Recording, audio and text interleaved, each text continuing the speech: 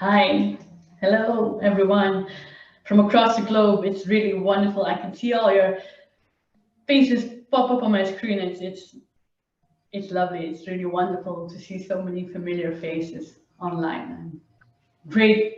I'm quite overwhelmed by this turnout and your responses, your overwhelming responses. So thank you and welcome. Whether you've just woken up in San Ramon or finished your breakfast in Boston or you're having your afternoon snack here in Europe, or your late night drink in India, or you're still in your pajamas, welcome everyone. And namaste, hola, hello, hi, guten tag, bonjour, salam, hoi, namaste.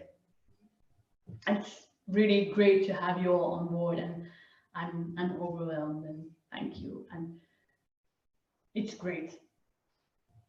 And as I said at the start, if you see any familiar faces or you see any long lost friends, grab this moment to reconnect. You can send them private messages and you can reconnect if you wish. Well, now on to Colours of Cultural Chameleon, the book launch. When I started preparing for this online book launch, I figured an event would only involve me talking and reading from my novel would be very boring. So I decided on a musical intermezzo. 10 days ago, I messaged my friend Yolanda and I said, Yolanda, you're musical, right? So fancy singing at my intermezzo? And she said, yeah, sure, yeah, I will. But I'd love with my best mate, Nanette, because she's the other part of the duo, Poeder and Plush, the street performance duo they do. So they said yes, and then it was a long week of lots of hard work on their side, and they created this tailor-made performance just for me for the launch of my book, Colours of a Cultural Chameleon. And you just witnessed that. And they sang some songs in English, they sang some songs in Dutch, and the Dutch songs were actually self-composed by Poeder and Plush, and they fit perfectly well with my theme of my book. So I'm so glad that they were able to do this for me. And if you've paid close attention to the musical intermezzo you saw, then you've already seen my book and also parts and bits and pieces of my book already.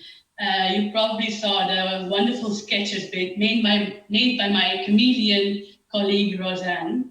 And thank you so much, Roseanne, for doing that also in the last minute moment for me. It has really enhanced my book a lot, so thank you. About the book. Where are you from? Where are you from? Where are you from? That question, I often get that question. And I'm sure many of you also get that question. Where are you from? And what's the answer you give? The answer to that question is not that simple. I never understand what the question means. Does it mean where do you live currently? Where were you born? Where are your parents from? Where did you live as a child? Where did you previously live? Like there are so many questions that could answer that could be given to that question, and I never have a simple answer. So I often do give the simple version, but I don't have a simple answer because I don't understand that question very well. And according to me, life gets interesting when you have no simple answer to that question. Where are you from? And the novel that I have written tells the story of Kamala and her quest for answers. Kamala is a third culture kid. She grows up in Belgium, India, and the Netherlands, and she truly is a cultural chameleon and seeks to unravel the meaning of citizenship and the ability to belong to a community. She travels through the South American continent and further beyond through the splendors, as you can see, and the perils of the Silk Road. And she gains a deeper understanding of herself and explores her boundaries and soaks up new cultures, and she discovers what joins us as humans. In my book, I also describe the growing up process in different countries. So I guess the book is also a coming of age book, but the essence of Colours of a Cultural Chameleon is seeing the world through personal interactions and intercultural mingling. Because during her process, during the journey Kamala has throughout her life, her mantra becomes trust a stranger and new doors open.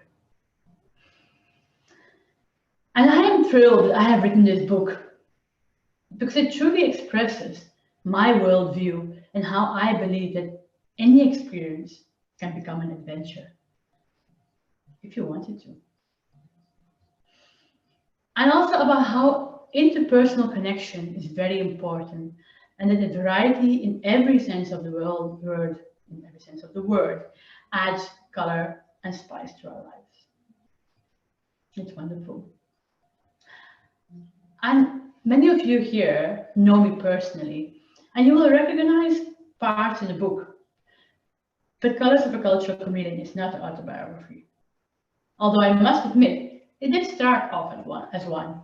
Like 5 years ago, when I quit my job and moved to US with my husband, at that moment, I didn't know what I was going to do. I knew that I didn't have a job, but what was I going to do? What was going to keep me busy? I didn't know. I wondered, and that's when I decided to record my own family history and write it down. Because I lived in different countries, and just like my mom and my grandmom. So that's what I decided to do. But then, how? How to do something like that? I had never written a book. Writing a book from scratch is not easy. And I like writing, many of you know that because you have read my travel blogs that I have written over the years. But writing a book is very different. And I developed a new skill. I wanted to develop my writing skills and become a more prolific writer. And amazingly, at that moment is when I saw Dawn's living classes in Cambridge. So I enrolled for those classes and I discovered the joy of writing. So thank you, Dawn. Thank you very much. And it's also fantastic to have you here with us today, Dawn. So thank you very much. And it's great to have you.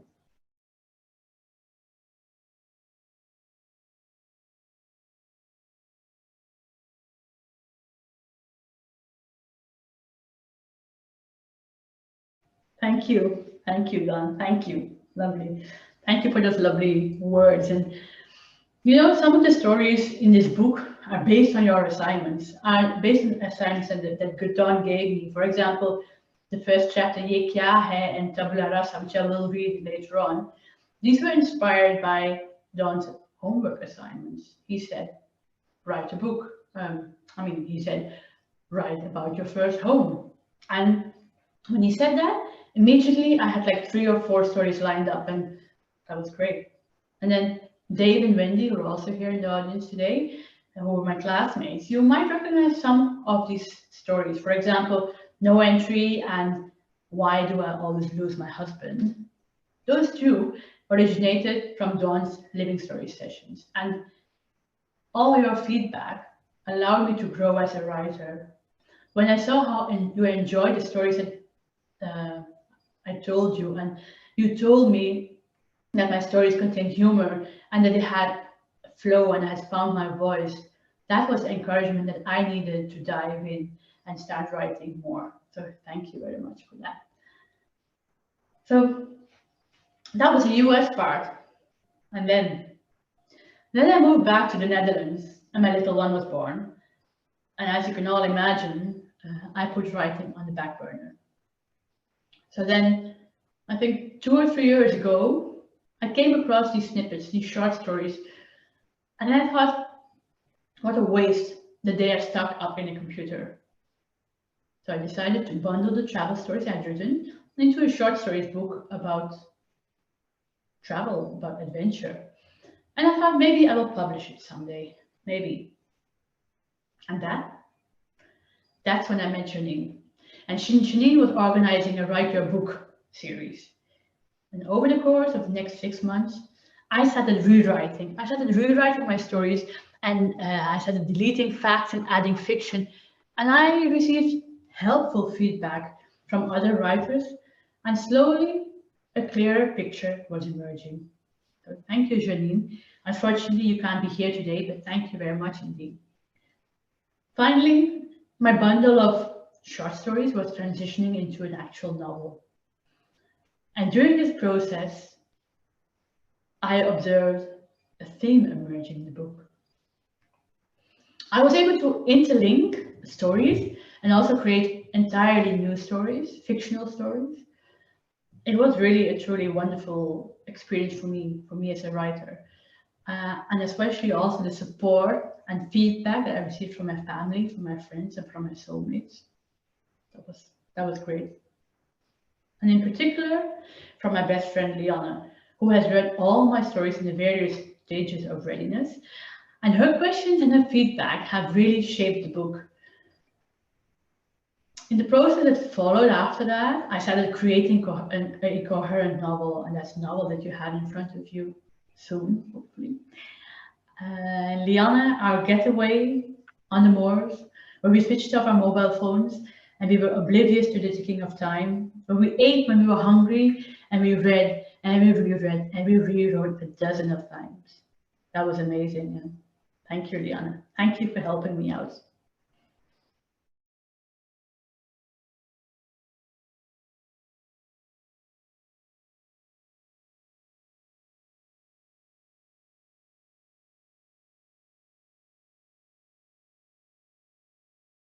Thank you.